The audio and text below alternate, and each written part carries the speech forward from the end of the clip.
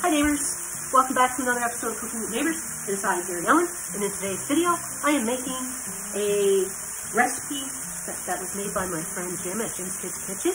It's our friend anniversary today. We met a year ago today on YouTube.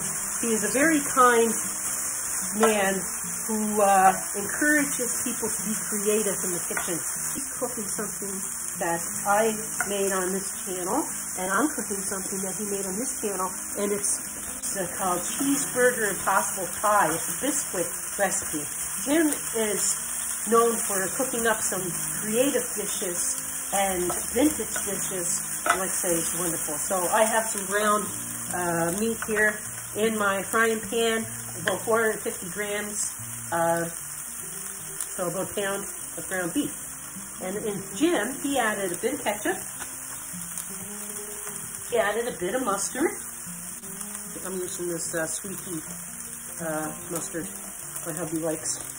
So mix that through. Oh, and Jim, a little bit of liquid smoke. So I'm just going to put a drop or two in there. He wanted that smoky burger flavor. So I'm doing the same. It smells good.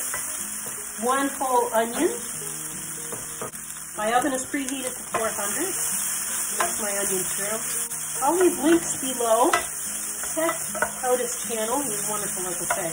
Jim also added some relish to his. I don't have relish, so I diced up finally some sweet pickles. Okay. And I'll turn that off. And set that aside for a second. My doggy, she's in her chair here, taking a little nappy poo while I cook. Okay, so now a half a cup of Bisquick mix. Okay, gonna get a little whisk. 1 cup of milk, 2 eggs. Oh, and you can salt and pepper your beef there. I didn't. I may do that. Mix that really well. Now, move this out of the way. Like I said, my oven's preheated to 400. You can use cooking spray. I don't have. So I buttered up a pie plate. It's a 9-inch pie plate. I hope it's deep enough. I'm going to add my beef.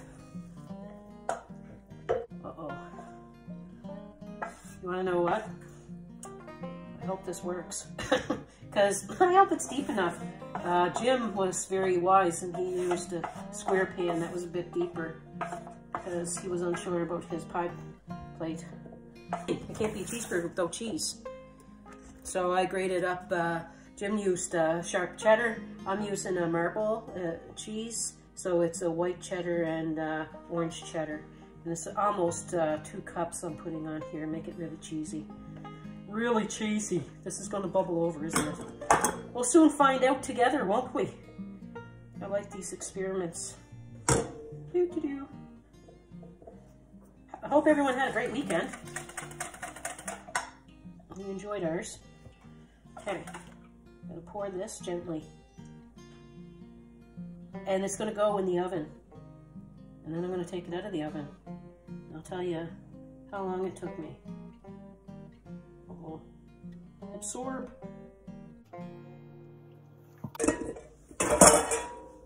just gonna give that a little tappa. I have a baking tray in there to sit this on.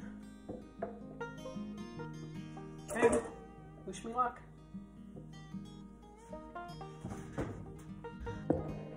Hi neighbors, we're back. Let's have a look. I'm gonna serve it up with some French fries. Yes indeed. It smelled amazing cooking. It's still quite warm. I guess maybe it might be good to let it set up and not burn your lips off when you go to have a taste. However, it is time. We have it. Very cheesy. I put a lot of cheese in there.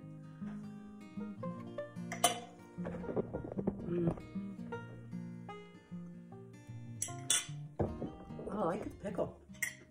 That's nice.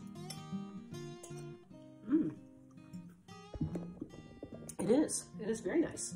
Love the pickle and the tang from the mustard that I used. Yeah.